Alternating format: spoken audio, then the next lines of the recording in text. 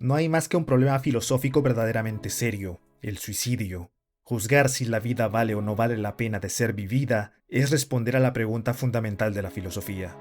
Con esta afirmación, Camus plantea una provocación. Antes de preguntarnos cómo debemos vivir, primero debemos preguntarnos si la vida misma merece ser vivida. El absurdismo nos confronta así con la condición humana. Construimos sistemas morales y narrativas que buscan justificar nuestra permanencia, elaboramos filosofías enteras para sostener el peso de existir, y sin embargo, en medio de todas esas elaboraciones, tendemos a ignorar una realidad mucho más sencilla, que en algún punto de nuestra conciencia reside la posibilidad de elegir si continuamos viviendo.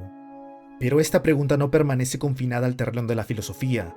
En el mundo contemporáneo, aparece constantemente filtrada a través de nuestros propios medios de comunicación y de una sociedad cada vez más interconectada. Existe en ellos un irrespeto explícito hacia la vida y una trivialización sistémica de la muerte. La existencia se vuelve tan banal que noticias de asesinato o violación conviven en el mismo espacio mediático que la farándula y la cultura popular, reducidas todas al mismo nivel de consumo. ¿Cómo elegir vivir cuando tanto la vida como la muerte han sido reducidas a lo banal? Si la filosofía formula esta pregunta en términos abstractos, el arte puede hacerla visible. Y pocas imágenes la presentan con tanta violencia como la escena inicial de Suicide Club, la obra de Sion Sono, que abre con el suicidio colectivo de 54 estudiantes en las vías del tren. Este acontecimiento no solo inaugura la trama de la película, sino que marca el momento exacto en que su mundo ficticio se separa del real. A partir de ese instante, el suicidio deja de presentarse como una decisión íntima y personal para convertirse en algo mucho más abstracto, una respuesta dirigida hacia el sinsentido mismo de la existencia. La muerte adquiere una dimensión simbólica, propagándose como un fenómeno social nacido del absurdo compartido de vivir. Quitarse la vida pierde entonces tanto sentido como el hecho de seguir viviéndola. ¿Es asesinato o suicidio?, se preguntan los personajes al descubrir indicios de un elusivo culto, pues el problema surge cuando el acto, tradicionalmente individualista, se transforma en un fenómeno colectivo, cuando la muerte deja de ser una decisión privada y se convierte en un acto comunitario. En ese punto las preguntas cambian de naturaleza. Ya no se trata únicamente de comprender por qué alguien decide morir, sino de comprender cuál es nuestra relación con los otros. ¿Quién nos ayuda a soportar la vida? ¿De quién dependemos para otorgarle significado? ¿Quién legitima nuestro sufrimiento? ¿Y quién legitima nuestra muerte? Si la respuesta a estas preguntas reside en los otros, entonces el suicidio colectivo deja de parecer tan irracional. Morir junto al grupo puede convertirse en una forma extrema de pertenencia. Pero si la respuesta reside en uno mismo, entonces el sentido de la vida debe encontrarse en el interior del individuo, y la decisión de morir se convierte en una responsabilidad radicalmente personal. La tensión entre vivir-morir para uno mismo y vivir-morir para otros atraviesa toda la historia de la filosofía, pues toca el punto más delicado de nuestra existencia, la relación entre el individuo y el colectivo. En el mundo contemporáneo, sin embargo, esa relación se encuentra mediada por nuevas formas de comunicación que transforman la manera en que construimos nuestra identidad. En Suicide Club, esta dinámica parece llevada al extremo. La conexión entre individuos ya no se construye a través de vínculos profundos, sino mediante la cultura popular y los primeros espacios de Internet, convertidos en canales donde las ideas se transmiten, se replican y se amplifican casi sin fricción ni sentido. La comunicación se vacía. Los personajes ya no dialogan, sino que reciben información, la interiorizan y parecen reproducirla inmediatamente, como si participaran de un inconsciente colectivo que constantemente les susurra que vivir carece de valor. Cuando la individualidad comienza a disolverse de esta manera, el suicidio empieza a expandirse como un fenómeno cultural. La pregunta inicial, ¿por qué lo hizo?, evoluciona rápidamente a ¿por qué no hacerlo yo también? Y finalmente, ¿qué ocurre si uno decide seguir viviendo cuando todos los demás han decidido morir? En ese miedo primordial a la exclusión reside la metáfora central de la obra. Así como las modas pasajeras se expanden por imitación social, también puede hacerlo la muerte cuando es convertida en tendencia. El deseo humano de pertenecer, de ser aceptado, de no quedarse atrás, puede transformarse entonces en una condena. Es desde esta paradoja donde Suicide Club sitúa su verdadera angustia. No en el acto del suicidio en sí, sino en la fragilidad de la identidad humana cuando es moldeada por fuerzas colectivas que operan por debajo de nuestra conciencia.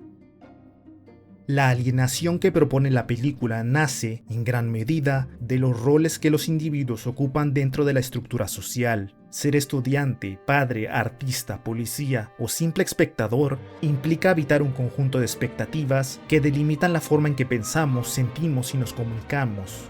Lejos de permitir un encuentro genuino entre individuos, estos papeles terminan funcionando como barreras que impiden una comprensión real tanto del otro como de uno mismo. Es a través de estos que la obra construye sus personajes y revela cómo cada uno participa, consciente o inconscientemente, en la propagación de esta crisis existencial. Observemos primero a los policías, puesto que son los personajes que acompañamos con mayor frecuencia. Su función como protectores de la ley es clara, sin embargo, en ese objetivo abstracto rara vez se toma en cuenta al individuo y la forma en que esta misión lo afecta. A diferencia de quienes sufren directamente la ola de suicidios, los detectives tratan a la muerte con una distancia inquietante desde el inicio de la historia. Alienados del valor de la vida por la exposición constante a la tragedia, observan los acontecimientos desde una perspectiva desapegada que ya no responde únicamente a una ética profesional, sino a una normalización progresiva de la muerte misma. En ese sentido, su perspectiva se convierte en la perspectiva del mundo ficticio. El absurdo de estas muertes deja de ser un misterio personal para convertirse en el reflejo de una sociedad entera que ha aprendido a convivir con la tragedia. Basta con observar a los estudiantes fanatizados, la indiferencia de los civiles o la despreocupación general frente a un evento de tal magnitud. Incluso cuando la muerte permanece fresca, la vida cotidiana continúa como si nada hubiese ocurrido. El detective Kuroda funciona como nuestro principal punto de vista dentro de esta crisis. A través de él, la película explora con mayor profundidad la fragilidad de los roles sociales. Tras la muerte de su familia a manos de esta moda suicida, uno de sus compañeros vuelve a cuestionar si estos eventos son realmente suicidios o asesinatos. Pero en este punto, donde el caso ha dejado de ser abstracto y se ha vuelto personal, la pregunta ya no interpela únicamente a su función como detective, sino también a su identidad como padre. Es ahí donde la fractura entre sus distintos roles se vuelve evidente. Si Kuroda se define como detective, entonces ha fallado al no poder identificar la naturaleza de los suicidios. Si se define como padre, ha fallado al no poder proteger a su familia. Y si se define simplemente como humano, también ha fallado al no haber sido capaz de empatizar con las vidas que observaba desaparecer con tanta distancia.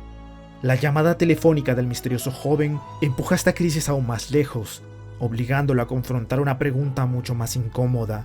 Si se le quitan todos esos roles, ¿qué queda realmente de Kuroda? Si ya no es detective, ni padre, ni protector, entonces, ¿quién es? La incapacidad de responder a esa pregunta revela una dependencia profunda de esas etiquetas sociales. La identidad de Kuroda parece existir únicamente en la medida en la que el colectivo lo reconoce como algo, un hombre de ley, un padre responsable, un miembro funcional de la sociedad. Sin esos marcos de referencia, su identidad se disuelve, dejando detrás un vacío difícil de enfrentar. Cuando los roles que sostienen nuestra identidad se contradicen entre sí o simplemente desaparecen, el individuo queda expuesto a una forma de vacío existencial difícil de sostener. Si nuestra identidad depende de otros para existir, entonces nuestra conexión con el mundo se convierte en la única estructura que nos permite simplemente ser. Y una vez que esa conexión se rompe, el individuo queda a la deriva, completamente solo frente a la tarea de darse significado. Es en ese estado de desorientación donde la crisis de suicidios adquiere un nuevo significado. Si la identidad es tan frágil como para depender de estructuras externas, entonces la ruptura con el mundo puede volver la existencia misma insoportable. Génesis representa otra respuesta al mismo vacío, pero radicalmente opuesta. Si Kuroda se derrumba cuando sus roles desaparecen, Génesis los explota activamente en beneficio propio. Más allá de su apariencia extravagante y su música, el personaje encarna la lógica de la cultura popular y la obsesión contemporánea por la visibilidad. Adopta para sí el concepto colectivo del Club del Suicidio, autoproclamándose responsable de los eventos que otros consideran accidentes, insistiendo en que deben de ser entendidos como asesinatos. Su motivación no es muy distinta de lo que impulsa muchas modas culturales: pertenecer, destacar, ser visto. La atención pública se convierte en una forma de existencia para él. Su sadismo y egocentrismo se alimentan del caos que lo rodea. Pero incluso estos rasgos pueden interpretarse como una respuesta al mismo vacío identitario que afecta al resto de los personajes. En un mundo donde la identidad depende de ser reconocido por otros, Génesis intenta asegurarse ese reconocimiento de la manera más extrema posible. Su canción lo resume con crudeza: aquí es donde mi nombre queda grabado en la historia. Para él, la presencia mediática funciona como una forma de escapar de la desaparición absoluta. Mientras su nombre sea pronunciado, mientras su figura sea observada, su existencia queda validada por el colectivo, incluso tras la muerte. Esta actitud también revela otra característica del mundo de la película. Genesis, al igual que muchos otros personajes de la historia, no se siente completamente como un personaje tridimensional. Dados ciertos diálogos, sus delirios de grandeza parecen remontarse a su infancia, pero la obra nunca se detiene a explorar estos matices. Esta ausencia de profundidad psicológica no parece un descuido narrativo, sino una decisión deliberada. En el mundo de la película, los personajes parecen percibirse a sí mismos y ser percibidos por los demás, incluido el espectador, principalmente a través de los roles que desempeñan, identidades funcionales que reemplazan gradualmente la complejidad de la experiencia humana. Y cuando la identidad se reduce a un rol, la persona detrás de él comienza a desaparecer. Es en este punto donde la película introduce a Mitsuko como una posible respuesta a la crisis que atraviesa su mundo. Mientras los personajes anteriores representan distintas formas de alineación dentro de los roles sociales, Mitsuko encarna una pregunta distinta. ¿Qué ocurre cuando el individuo decide buscar su identidad fuera de esas estructuras? Esta inquietud aparece expresada con claridad en una de las preguntas formuladas por los niños que parecen dirigir los acontecimientos desde las sombras. Si mueres, ¿la conexión contigo mismo se mantiene? La pregunta apunta directamente al problema de la identidad última del individuo. Si aquello que somos depende únicamente del cuerpo físico o de los roles sociales que ocupamos, entonces nuestra existencia desaparece junto con ellos. Pero si existe una conexión más profunda con uno mismo, una identidad que no dependa completamente de las estructuras externas que nos definen, entonces esa conexión debería ser capaz de sostenerse incluso frente a la muerte, pues sirve para identificar un solo individuo en este mar de conciencias. En ese sentido, el ser humano deja de ser una construcción dependiente del mundo y comienza a afirmarse como algo que existe por sí mismo. Esta duda atraviesa por la historia de varios personajes en un segundo plano, pero se vuelve particularmente reveladora cuando observamos el destino del detective Kuroda. Tras la muerte de su familia y frente al vacío de su identidad, el suicidio se le aparece como una forma de cortar definitivamente el vínculo con una realidad que ya no ofrece nada a cambio. Mitsuko atraviesa una pérdida similar, pero su respuesta es radicalmente distinta. En lugar de abandonar la vida, decide seguir viviendo y continúa investigando el origen de los suicidios a través de la muerte de su novio. A medida que se adentra en el fenómeno, comienza a comprender que la crisis que envuelve a la sociedad no proviene de una causa concreta, sino de una duda existencial mucho más profunda. El suicidio se ha convertido en una moda porque muchas personas buscan en él una respuesta a su propia desconexión interior. Es precisamente por eso que, cuando una pieza de piel marcada con el tatuaje que la conectaba con su pareja y el culto es removida de su cuerpo de manera forzosa, el acto adquiere un significado que va más allá de la violencia. Hasta ese momento, Mitsuko había construido parte de su identidad en torno a ese vínculo. El tatuaje era una marca visible de una pertenencia, una forma de definirse a través de otros. Al desprenderse de esa capa de manera brutal, la escena funciona como una revelación. Si ese era el único punto de anclaje que le quedaba al mundo, su destrucción debería haberla conducido al mismo vacío que consumió a Kuroda. Pero no lo hace. Algo en ella persiste más allá del vínculo roto, y es esa persistencia lo que la película propone como una forma distinta de conexión, una que no depende de los demás para sostenerse. Mientras muchos personajes responden al vacío buscando nuevas formas de pertenencia, ya sea en la cultura popular, en la atención mediática o incluso en el suicidio colectivo, Mitsuko toma el camino opuesto. En lugar de integrarse a esa lógica, decide apartarse de ella. Su respuesta no consiste en reemplazar unas conexiones por otras, sino en enfrentar la posibilidad de que el sentido de la vida no pueda provenir del colectivo en absoluto. El destino final del personaje vuelve visible esta decisión. En la última escena, Mitsuko se aleja silenciosamente de la historia y desaparece del filme, irónicamente subida en un tren, que la lleva fuera del escenario donde se desarrollaba la tragedia colectiva. Mientras muchos de los personajes parecían moverse como marionetas atrapadas en un destino que inevitablemente los conducía a la muerte, ella es la única que abandona ese ciclo.